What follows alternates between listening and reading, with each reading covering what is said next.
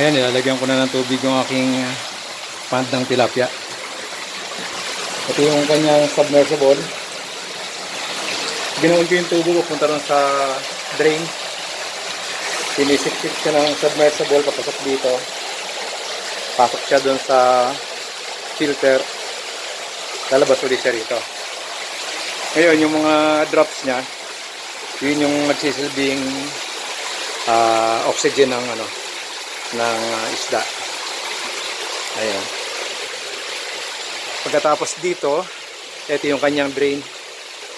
Kung puno na ng dumi yung kanyang filter sa loob, pwede ko siyang linisan dito.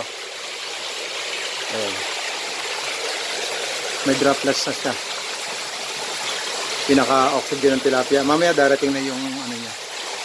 Darating na mamaya yung fingerlings na in-order ko from Bae, Laguna.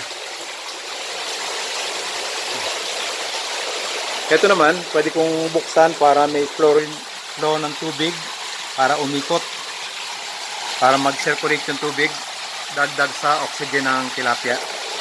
At naiipon yung dumi doon sa pinaka-drain sa gitna.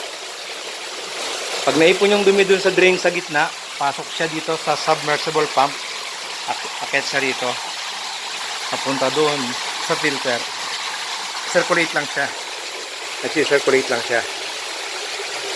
Ito ang design ng aking